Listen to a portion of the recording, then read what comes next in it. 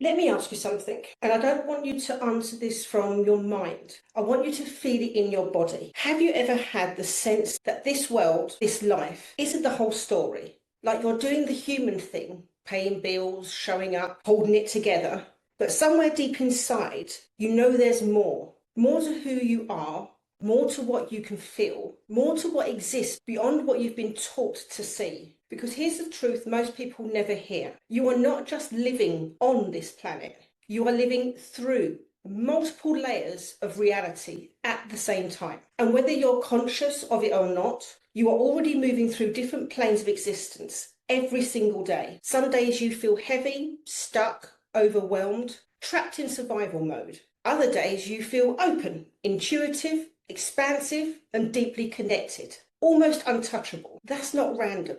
That's not a mood swing. That's not you being too sensitive. That is you shifting between planes of consciousness.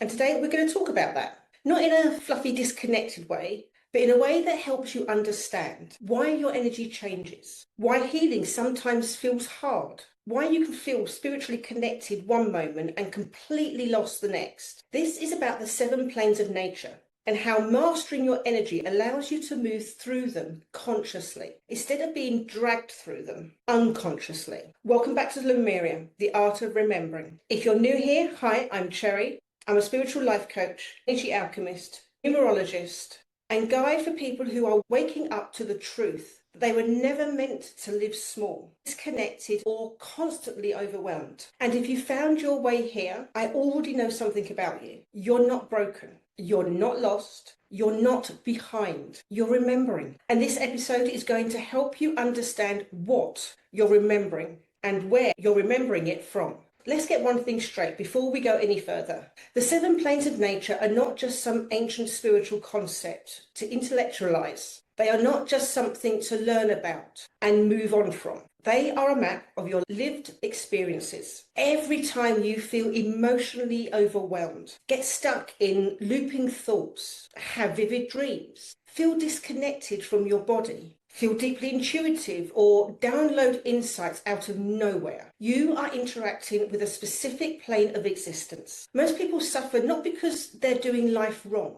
but because they don't understand where their energy is operating from. You can't fix emotional overwhelm from the mental plane. You can't think your way out of astral chaos. You can't heal karmic patterns using willpower alone. And this is where energy mastery comes in. Mastery doesn't mean control. It means awareness. It means knowing where you are, so you know how to move. And here's the part that most people don't want to hear, but need to. If you're constantly exhausted, overwhelmed, anxious, or feeling like you're carrying too much, it's not because you're weak. It's because your consciousness is operating in planes that aren't meant to be lived in full time. And no one ever taught you how to move back and forth safely. So in this episode, we're not just naming the planes, we're learning how to recognize where you are, stop getting stuck, and begin consciously navigating your inner universe. Let's begin with the plane most people think they understand, but actually don't. The physical plane. This is the densest of all 7 planes. It's the realm of matter, time, space, structure, and form. Your body lives here. Your nervous system lives here. Your routines, your money, your relationships, your work, all of it expresses here. And here's the part that most spiritual teachings skip over. You cannot bypass the physical plane and still be embodied. I know it's tempting to want to rise above the human experience, to meditate your way out of pain, to visualize your way out of exhaustion. But the physical plane is not a mistake. It's the foundation. So how does the physical plane actually show up? On the physical plane, energy moves slowly. It responds to repetition, consistency, and safety. This is why your body needs rest. Your nervous system needs regulation. Your habits matter more than your intentions. You can have the highest spiritual insights in the world, but if your physical body is burnt out, undernourished, or constantly in survival mode, your consciousness will struggle to access higher planes consistently. This is where so many people get stuck. They're spiritually aware, but physically exhausted. And then they wonder why they can't hold higher states. So if you're constantly pushing through tiredness, ignoring your body's signals, overgiving and under-resting, living on adrenaline, That's not spiritual strength. That's physical plane deregulation. And no amount of affirmations will override a body that doesn't feel safe. Energy mastery on the physical plane looks like honoring your body, creating rhythms, building structure that supports your energy instead of draining it. This plane teaches grounding, not control, not force, grounding. So what's the gift of the physical plane? Here's the magic most people miss. The physical plane is where energy manifests. Every higher insight eventually has to land here, in your actions, your boundaries, your choices. So if you've ever felt like you know better, but still don't change, you feel the truth, but can't embody it, your soul wants more, but your life doesn't reflect it, that's a physical plane integration issue, not a lack of willpower. The physical plane asks, can you live what you know? So I want to give you a grounding practice. Let's pause here for a moment. I want you to feel your body. Not analyze it, not judge it, just feel it. Feel the weight of your body, where you're sitting or standing. Feel the contact between you and the earth. Take a slow breath in through your nose and a long exhale through your mouth. And say quietly or out loud, I am safe to be here. I am safe in my body. Because until the body feels safe, higher planes stay out of reach. So this is why mastery starts here. You don't ascend out of the physical plane. You ascend through it. The physical plane is the doorway, not the obstacle. And once you understand that, something will shift. You stop trying to escape your humanity and you start anchoring your divinity. The next plane is the astral plane, which is the realm of emotion, imagination, desire, fear, and subconscious creation. This is the plane you travel through when you dream. It's the plane you access in deep meditation. And for many people, especially sensitive, empathic, people-pleasing souls, it's the plane they live in most of the time. And no one ever told them that.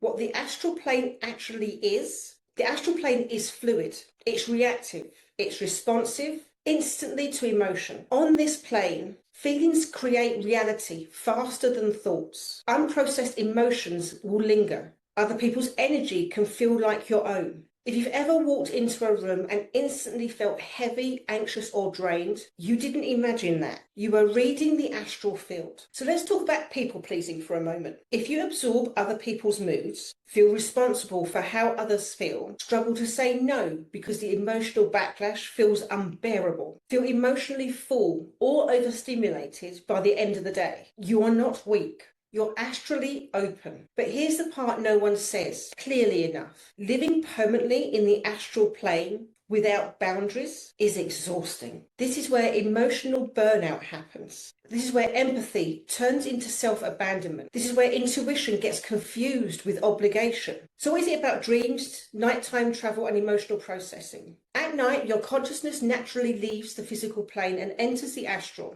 That's why dreams feel symbolic. Emotions surface at night. Unresolved feelings replay themselves. Your soul uses the astral plane to process what your waking mind avoids. And if you don't consciously process emotions during the day, the astral plane does it for you at night. This is why some people wake up tired even after sleeping. They've been working all night long. Now, emotional sovereignty. This is big. Here's one of the most important things you'll ever learn about energy mastery. Not every emotion you feel is yours. The astral plane is the shared space without conscious boundaries. You pick up collective fear. You absorb family patterns. You carry emotional residue that isn't yours to hold. Mastery on the astral plane isn't about shutting down emotions. It's about discernment, knowing what's mine, what's learned, what's absorbed, what's ready to be released. So let's anchor this. Place one hand on your heart and the other hand on your belly.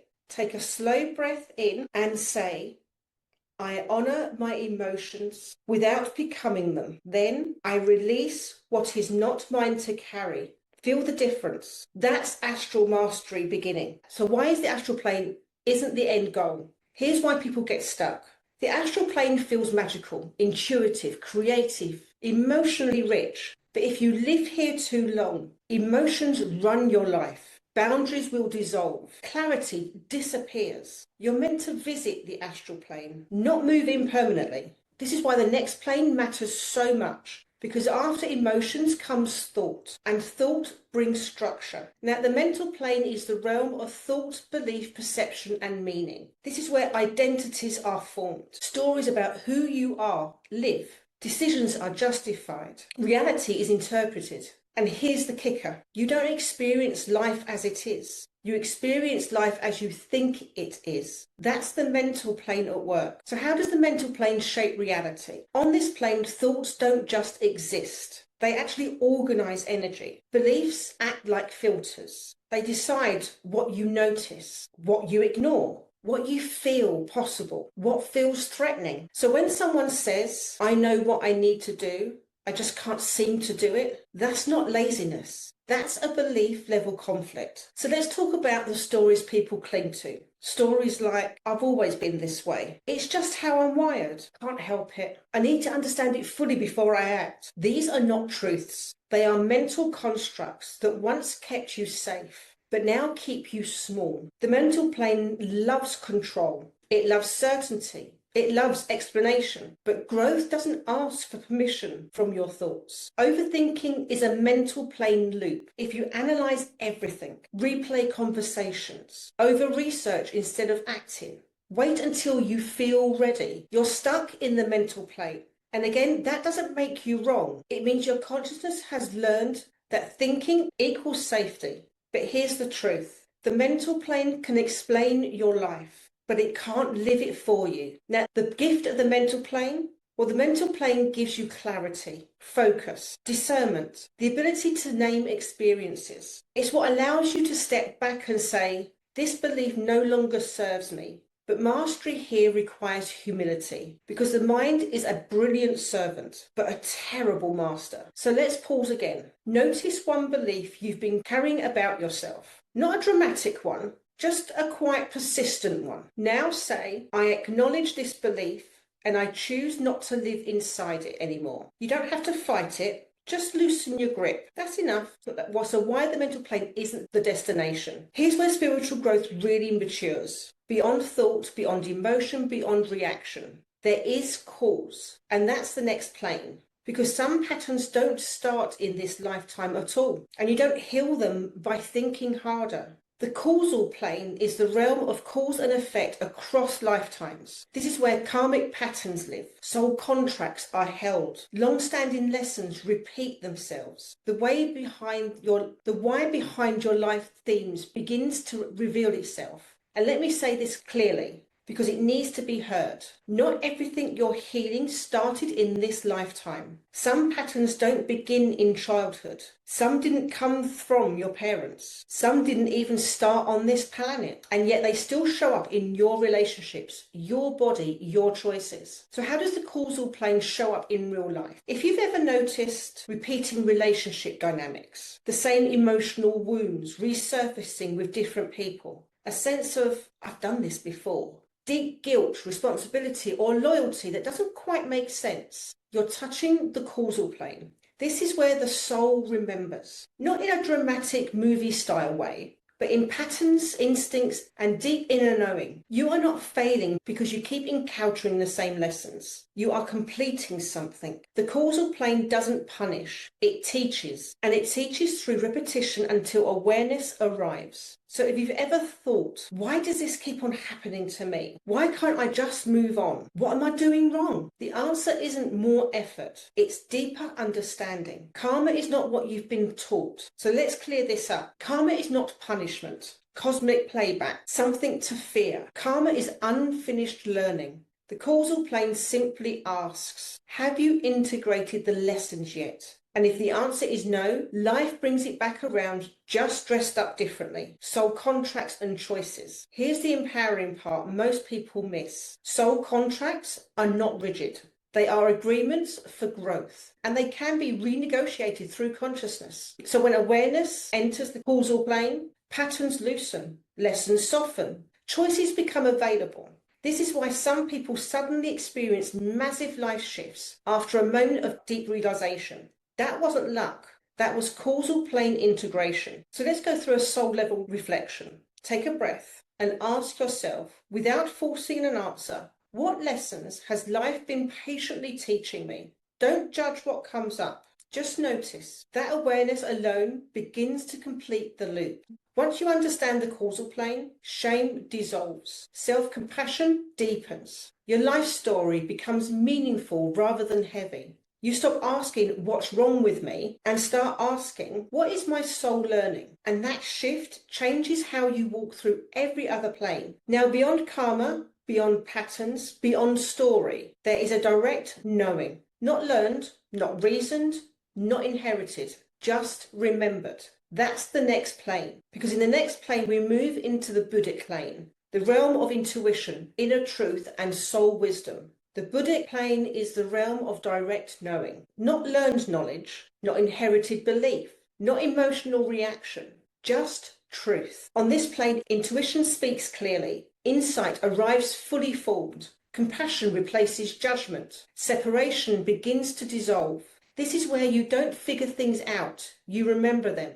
So how does the Buddhic plane show up in everyday life? You've touched this plane if you've ever known something without knowing how you knew, felt a deep yes or no in your body, experienced clarity that didn't need explanation, felt profound compassion, even for yourself. These moments don't shout. They're quiet, certain, grounded, and they don't argue with your mind. Here's the uncomfortable truth though. Most people don't trust their intuition. Not because it's wrong, but because it doesn't negotiate. The Buddhic plane doesn't explain itself. It doesn't justify. It doesn't convince. It simply is. And for people who've been taught to doubt themselves, that can feel terrifying. So they override it.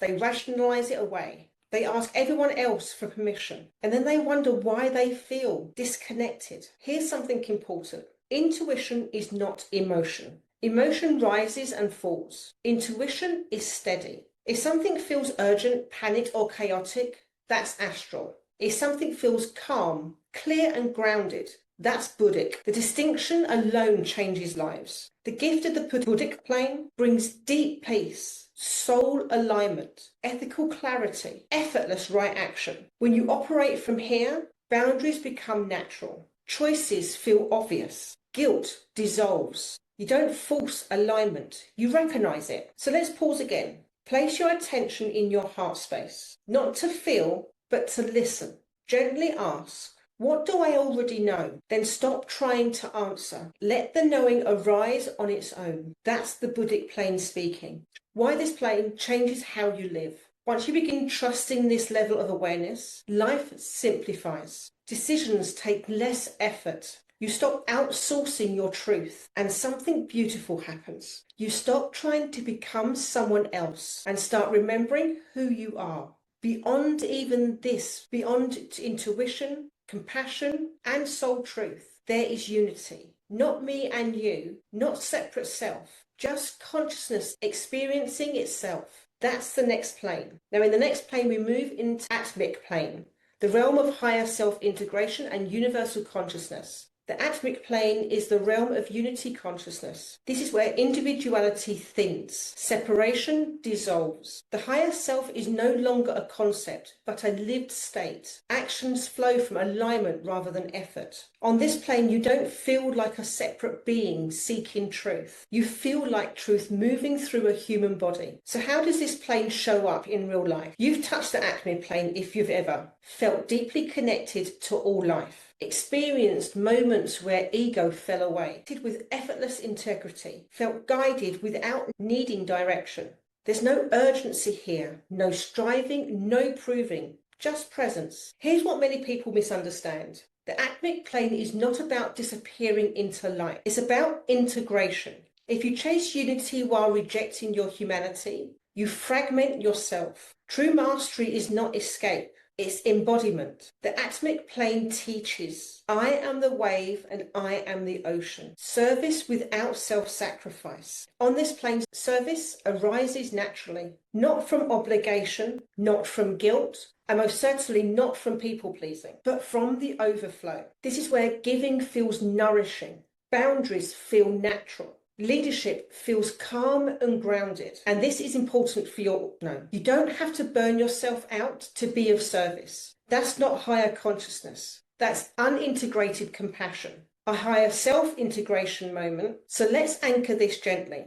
Bring your awareness to the space just above your head, not forcing, just noticing. Imagine a vast, clear presence, not separate from you, but inclusive of you, and say, I allow myself to act from alignment rather than effort. Feel the ease in that. So why is the atmic plane is a turning point? Once this level begins to integrate, life just becomes simpler. Choices feel cleaner. You stop betraying yourself for approval. You don't need to be more spiritual. You become more honest. And that honesty is liberating. So what's beyond even unity? Beyond even higher self-awareness, there is source. Not form, not story, not separation at all. And yet it's closer than your breath. That is the final plane. Next, we're going to be entering the divine plane. Source consciousness itself. The divine plane is not a place. It's not a realm you travel to. It's not a frequency you reach. It is the field from which all planes arise. Source, unity, infinity, intelligence, pure being. And here's the truth most people miss. You don't ascend